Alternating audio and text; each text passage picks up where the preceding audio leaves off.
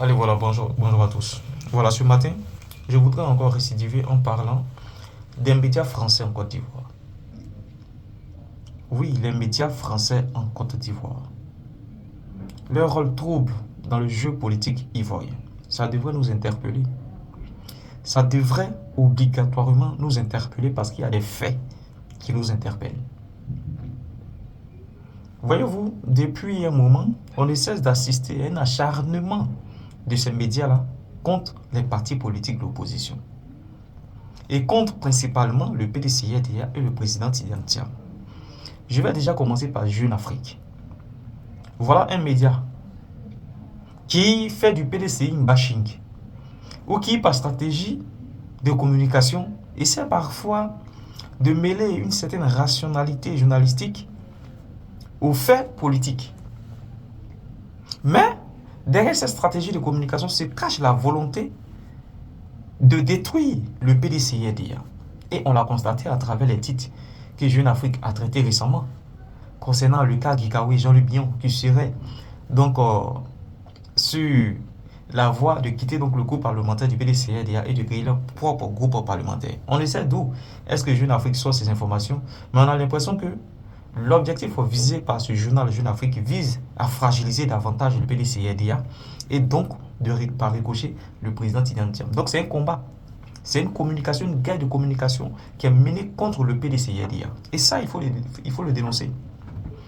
Il faut mettre la lumière sur le jeu trouble de ces médias-là dans le débat politique ivoirien. Quand je finis de citer Jeune Afrique, nous allons prendre le cas de France 24. Voilà un média qui se dit pourtant très impartial, qui se dit traiter l'information de manière rationnelle. Mais quand on suit le traitement des informations de France 24, on a l'impression qu'il fait la part belle au parti au pouvoir. On a l'impression que France 24, dans le traitement de l'information, fait la part belle au parti au pouvoir. Ici, je vais citer deux reportages de France 24 vraiment qui ont attiré mon attention et qui font d'aujourd'hui ma sortie. La première sortie de France 24 concernant l'appel formulé par les élus du PDCIDA concernant le procès. Le procès intenté par Valérie Yapo contre le PDCIDA. Donc on avait une audience et les élus du PDCIDA avaient demandé à ce que les militants sortent massivement apporter leur soutien au parti, mais aussi au président Tidiane.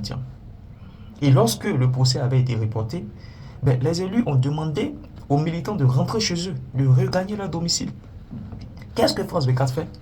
France 24 aussi, les lieux du rassemblement, reste inerte et attend que les militants rentrent chez eux afin de tirer quelques capsules, des images et aller dire que le PDCIDA n'a pas pu mobiliser assez de militants, que le président Tidiane n'a pas pu mobiliser des militants. Il n'y avait que 100 à 200 militants qui sont sortis apporter leur soutien au président Tidiane. Voilà la malice et voilà la guérilla communicationnelle que mène France 24 contre le PDCIDA. Et hier, on a tous vu la mobilisation de Cap Côte d'Ivoire à Figayou. On a tous vu. Plus de 20 000 militants se sont mobilisés. La place Figayou refusait du monde. Pourquoi? Parce que dans un premier temps, les cadres de la CAP, les présidents de la CAP avaient demandé le stade Félix Houphouët-Boigny pour ce meeting.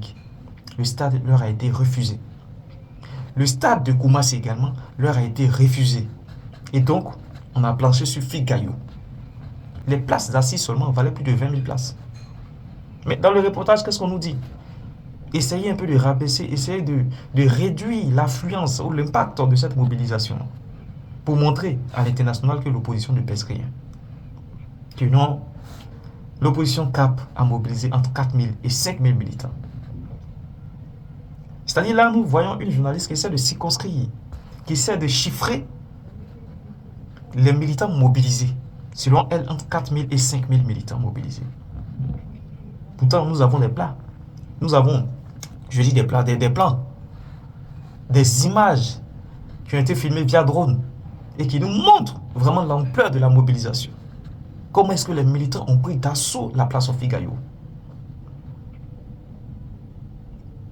Donc voilà ce que nous devons dénoncer. Et je dis que ce combat-là, nous allons le mener. Nous allons dénoncer les mauvais agissements concernant le traitement, le mauvais traitement de l'information en Côte d'Ivoire. Nous n'allons pas accepter que France 24 récidive ce qu'elle a eu à faire en 2011. Parce que nous savons tous comment est-ce que France 24 a traité l'information en pleine crise post-électorale en Côte d'Ivoire. On sait comment est-ce que la communication a été coupée en Côte d'Ivoire et France 24 a instrumentalisé cette communication à l'international. Comment est-ce qu'elle a pesé aujourd'hui dans l'arrivée au pouvoir du président Alassane Ouattara. On a tous cette histoire encore en mémoire. Et cette fois-ci, nous n'allons pas laisser France 24 biaiser l'information ici. Et d'ailleurs, la dame qui est dans le reportage, nous avons quelques informations la concernant. J'ai appris qu'elle serait l'épouse d'un haut gradé de l'armée ivoirienne. C'est l'information que j'ai reçue. Voilà pourquoi je mets au conditionnel, parce que je n'ai pas encore les preuves qu'il faut. J'ai appris qu'elle serait l'épouse d'un haut gradé de l'armée ivoirienne. Elle est d'origine ivoirienne, cette camarade-là. Elle est d'origine plutôt guinéenne. Cette camarade-là. Donc voilà comment est-ce que le pouvoir en place machine pour essayer de réduire l'influence de l'opposition à l'approche des élections présidentielles. Mais nous allons dénoncer ce fait-là. Et ici, je l'avais dit, j'invite même le PDCI, les cadres du PDCI. Parce que ça, nous ne sommes pas encore, nous sommes à l'approche des élections, mais nous ne sommes pas à l'aube des élections. Donc, c'est-à-dire que si on laisse faire France 24, il prendra donc plaisir à poursuivre dans cette ligne.